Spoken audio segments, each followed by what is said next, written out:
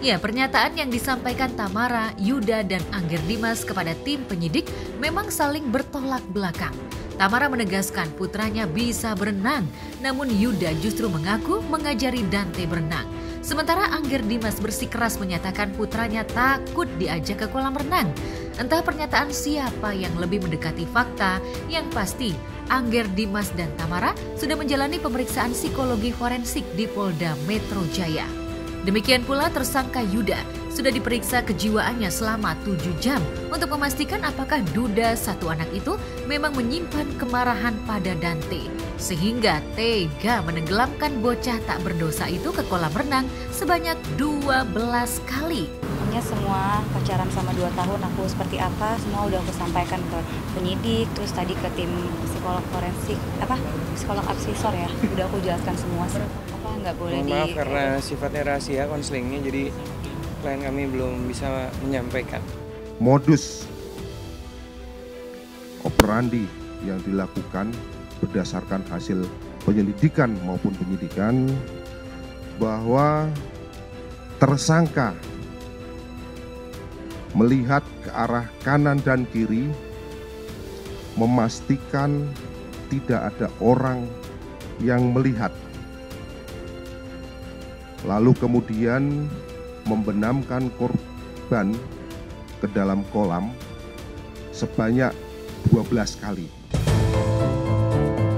Ya, dari hasil digital forensik dan otopsi terhadap jenazah Dante, tim penyidik yang dibantu tim Lab Pusfor Mabes Polri menyimpulkan bahwa Dante meregang nyawa di kolam renang, bukan di rumah sakit.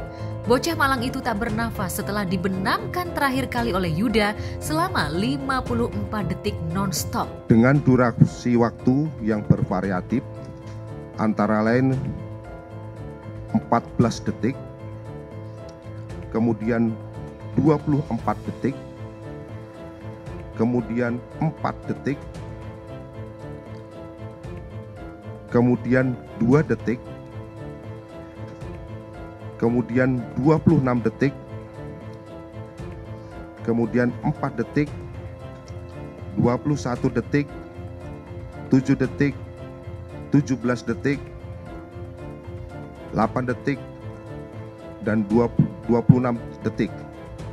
Sedangkan yang terakhir adalah sebanyak 54 detik. Hal yang bisa kami sampaikan adalah bahwa selama pemeriksaan psikologi forensik, tersangka cukup kooperatif, itu yang pertama. Dan kedua, tersangka memiliki status mental yang relatif memadai. Dia datang dengan kesadaran penuh, dapat memahami pertanyaan diberikan dan menyampaikan informasi terkait peristiwa yang terjadi, termasuk juga tidak ditemukan ada indikator gangguan jiwa yang berat, tidak ditemukan ada indikator gangguan memori, sehingga dengan indikator tersebut secara umum tersangka ini memiliki kompetensi untuk mempertanggungjawabkan perbuatannya. Itu kelihatan banget dari CCTV emang ngelakuin tindakan itu gitu loh, bukan karena tenggelam atau dilatih karena kecapean, enggak, karena ada unsur kesengajaan. Jelas banget.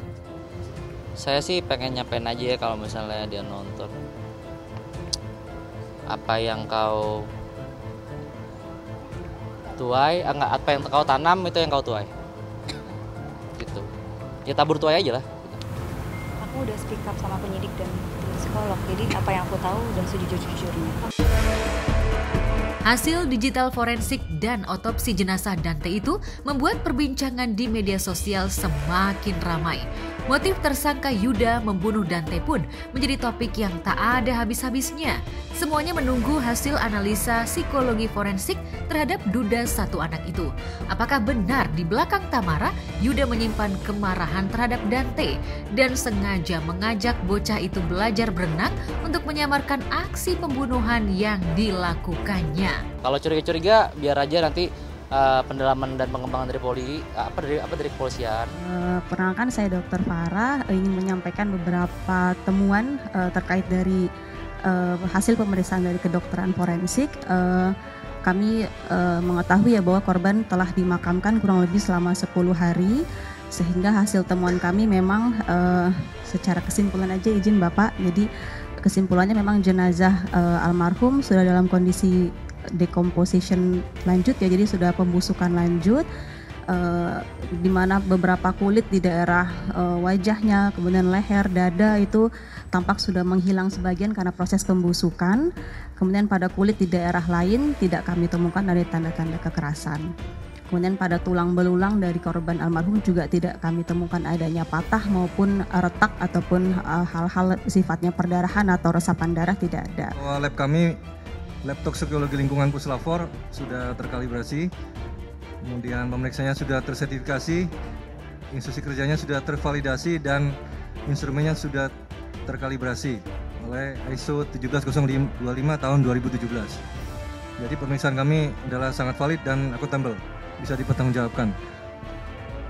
Nah, pemeriksaan yang kami lakukan adalah meliputi pemeriksaan alkohol, kemudian pemeriksaan arsen, kemudian pemeriksaan cyanida, pemeriksaan merkuri, pemeriksaan pestisida, dan pemeriksaan obat-obatan berbahaya dari organ hati milik korban.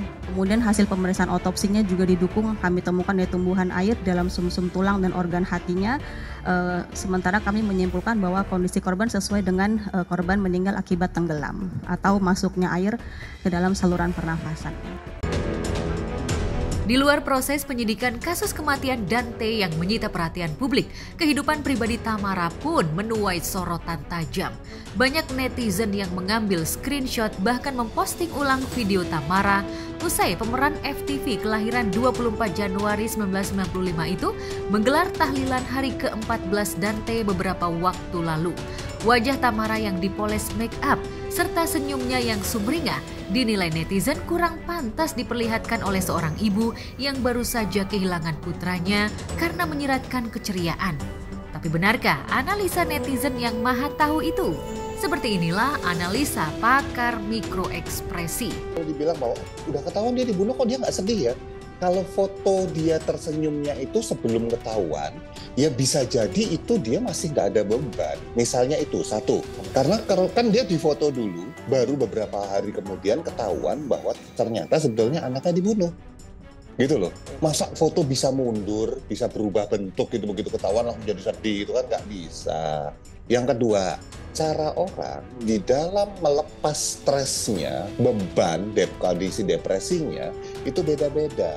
Ada yang kemudian dia dandan. Itu ada loh orang kayak gitu. Coba lempar pendapat saya ini ke para netizen. Akan ada netizen yang bilang bahwa iya kalau aku stres aku dandan. Ada yang aku stres aku makan. Ada yang aku stres aku jalan-jalan. Macam-macam lah kira-kira kayak gitu. Ya, kita nggak tahu loh. Tamara ini termasuk yang gimana. Apakah kemungkinan misalnya Tamara bisa salah? Ya, selalu ada kemungkinan untuk hal tersebut gitu loh. Nah, pertanyaannya salahnya gimana nih? Apakah dia salah karena tanda petik misalnya dia berkomplot dengan si YA deh misalnya gitu ya? Mungkin. Apakah kemungkinan dia salah karena dia lalai? Terlalu percaya pada YA? Bisa. Tapi belum tentu bahwa Tamara secara sengaja mau tanda petik ikutan di dalam melenyapkan nyawanya Dante. Itu sebuah tuduhan yang serius loh. This is a very serious accusation istilahnya gitu loh. Ketika memang ada respon, ada reaksi, ada rekaman video, yang jelas kita sebaiknya tidak hanya mendasarkan analisa hanya dari satu sumber saja. Karena kalau hanya dari satu sumber cuplikan pada saat diambil oleh teman-teman wartawan gitu ya, mungkin saja reaksinya mungkin sudah berkurang, mungkin sudah hilang gitu ya. Nah, yang penting itu justru harus dicari pada saat kejadian, kemudian pada saat adanya pemberitahuan, pada saat, nah ini harus dilihat sebagai sebuah satu kesatuan yang utuh begitu ya. Jadi saya berharap agar kita tidak terjebak di dalam pengambilan keputusan atau tindakan yang menghakimi. Jadi kalau hanya dari satu aja jangan terlalu judgmental, karena kita berarti sudah menghakimi orang. Tapi kamu di komen netizen katanya sempat berdandan dan hari ini katanya seperti apa? Ini aku dandan kok hari ini. Yuk. Memperhatikan juga nggak sih komenan dari netizen di sosial media atau mempengaruhi juga sih ke yang update semua manajer sama admin aku. Berarti kamu nggak pegang sosmed atau gimana? Pegang sebentar tapi updatean semua dipegang manajerku Mbak Dian sama admin aku ada Sela namanya. Kak, dipermasalahin soal kamu foto yang senyum dan berdandan waktu 7 harian Dante itu gimana? Itu udah dijelaskan sama yang update, itu diedit pakai aplikasi Remini. Kehilangan banget itu kayaknya bener-bener. Dante sama aku tiap hari bareng, aku tuh sama dia doang kan, sama dia tiap hari, pokoknya hari-hari aku tuh sama Dante. Jadi dia nggak ada tuh udah kayak hilang, aku udah kemarin udah nggak semangat ngapa-ngapain. Kalau nggak ada teman aku sih aku nggak ngerti deh. Senada dengan pakar mikroekspresi, sahabat kental Tamara yang sering menjadi lawan mainnya di sejumlah FTV, Kiki Farel dan Marco Leonardo menganggap netizen telah salah menilai Tamara. Tak perlu diragukan betapa terpukulnya Tamara kehilangan Dante, namun ia tak mau larut dalam kesedihan. Life must go on. Tamara harus kuat agar kasus kematian Dante bisa terkuak lebih cepat. Itu kan hak pribadi masing-masing. Cuman untuk saya seorang ibu itu siapa sih yang nggak sakit gitu kehilangan anaknya. Itu aja sih, untuk support secara nggak langsung aja ke pihak ibu. Dia berusaha untuk kuat. Barusan juga habis teleponan sama aku, dia masih berkabung. Dia juga membutuhkan memperbaiki mental health-nya karena psikisnya kena. Jujur dari tuduhan kalian semua membuat guncangan besar buat pemikirannya dia, jadi kacau, jadi runyam gitu loh. Please, pada saat hari ke-7 terlihat senang, itu sebenarnya dia itu cuma di depan kamera doang. Kalau setelah ngobrol sama temen-temennya dan di luar kamera, dia tuh murung. Aku tahu banget Tamara. Jadi jangan dilihat dari fotonya kelihatan seneng, padahal aslinya dia itu sangat murung dan sedih banget. Intinya gitu aja sih. Dan pas proses gini loh, masa mau di BAP harus sedih terus? Gimana polisi mau nge-BAP? Kan harus kuat. Dia menguatkan diri untuk bisa di BAP. Walaupun sebenarnya dia tuh sedih. Dan dia cerita sama aku, "Kak, aku tuh sedih banget kak, tapi mau gimana? Ini kasus lagi naik.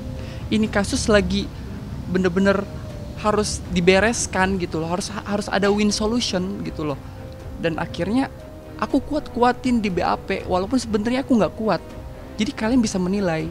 Tolong bagi kalian yang nggak tahu menahu soal Tamara, jangan asal ngomong, jangan asal ceplos, jangan asal komen. Dia memang kenal dan orangnya memang tipe yang ceria sih kalau yang aku bisa rasain.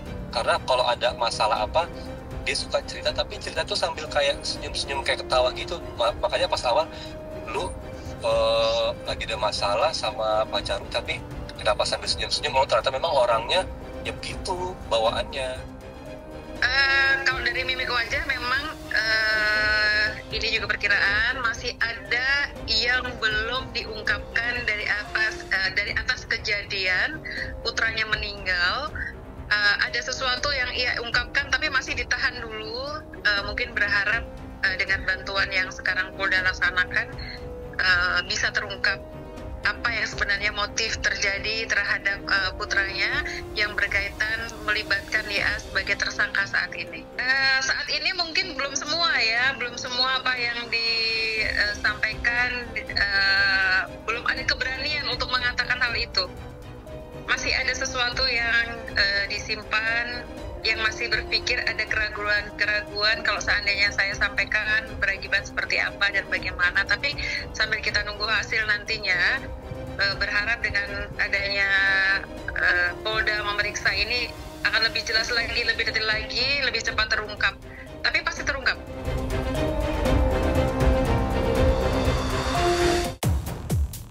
Tapi benarkah mata batin pakar supranatural melihat kejanggalan pada aura wajah Tamara sehingga tidak bisa berpikir logis?